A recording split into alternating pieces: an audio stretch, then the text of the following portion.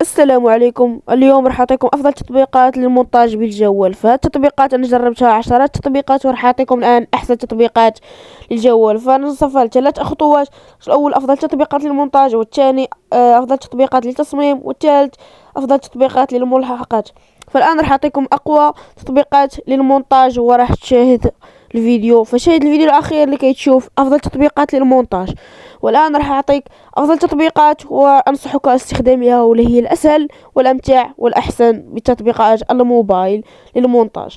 فالان شاهد الفيديو الاخير وان شاء الله راح يعجبك الفيديو. فعليك مشاهدة الفيديو الى اخره لكي تعرف كل شيء عن هذه التطبيقات وهي تطبيقات المونتاج. وراح اعطيك احسن تطبيقات التي يمكنك تصنع فيها محتوى كامل احترافي جميل اسطوري بدون كمبيوتر.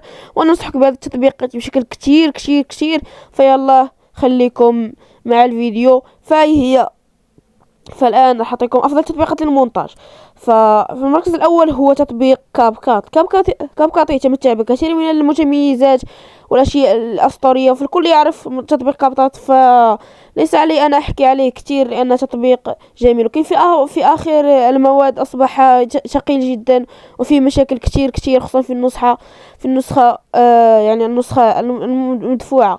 فهذا التطبيق أنصحك فقط لكي تعمل في الكتابة التلقائية. والثاني تطبيق هو تطبيق VN يتمتع بكتير كتير أشياء وميزات كتيرة كتيرة، ممكن نقول هو مثل كاب كات أو أحسن من كاب كات. فهذا أنصحك بكتير كتير أشياء لأن فيه متميزات وأشياء كتيرة كتيرة. وانصحك خصوصا للمونتاجات الأساطير يعني المبتدئين، فرح يكون أسهل تطبيق لكي يعمل فيه مونتاج أسطوري جدا جدا. فرح أنصحك أنا بهذا التطبيق، وانصحك بي في ان. فهو واحد من احسن التطبيقات التي جربتها.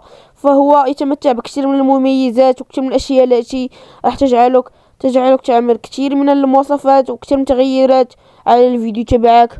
فالان راح اعطيكم التطبيق الثالث، والتطبيق الثالث هو إنشو هو أسهل تطبيق لعمل مونتاج بالتاريخ. وهو أنصحه يعني الفيديوهات التي غير مهمة كتير كتير بالمونتاج وتكون صعبة كتير، يعني أنا أستخدمها في الفيديوهات مش كتيرة، فقط الفيديوهات اللي مش مستحقة كتير مونتاج. وهذا وراح أنصحك هو واحد من أحسن التطبيقات لعمل كتير أشياء في الفيديو تبعك. وانصحك فيه من التطبيق هو هذا التطبيق لان عليه حقوق طبع ونشر ليس عليه نقول. هذا التطبيق جدا اسطوري وانصحه للمبتدئين لانه يعمل صورات مصغرة، ومنهم هذا الفيديو التي عملته في قناتي القديمة. وهذا واحد من احسن التطبيقات لعمل المونتاج. ولكن انصحك بفي ان وإنشو احسن منه بشكل كتير. كذلك بدك تعمل به يعني تصاميم صور مصغرة واشياء كتير كتيرة، فهو لديه منفعة كتير كتيرة. والان راح اعطيكم رابع فيديو في افضل تطبيقات التصميم، وهو هذا التطبيق واحد من احسن تطبيقات التصميم خصوصا للاشارات والاشياء الكثير معقده. فعليك انا انصحك بهذا التطبيق لتصميم يعني صور مصغره واشياء خصوصا للاعلانات والاشارات. فهذا راح يكون تطبيق انصحك به بشكل كتير كتير. فهو جميل واسطوري وانصح الجميع به، اللي هو كانفا. فهذا واحد من احسن التطبيقات، فعليك انا انصح الجميع بهذا التطبيق. فخليكم الان مع الفيديو معنا. فالخامس، فهذا التطبيق انصح كثير خصوصا للصور المصغره. فهو واحد من احسن التطبيقات للصور المصغره، في يعمل الصور المصغره بشكل كتير اسطوري كتير احترافي، وهو الذي عمل فيه الصور المصغره بتاع فيديوهاتي. فهو واحد من احسن التطبيقات، فهذا انصحك بهذا التطبيق. والان راح تعطيكم افضل تطبيقات الملحقات.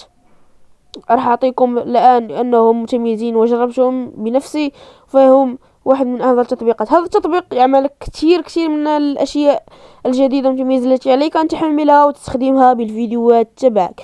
فهذا الان راح يكون انتهى الفيديو تبعنا. فيلا خليكم مع السلامه.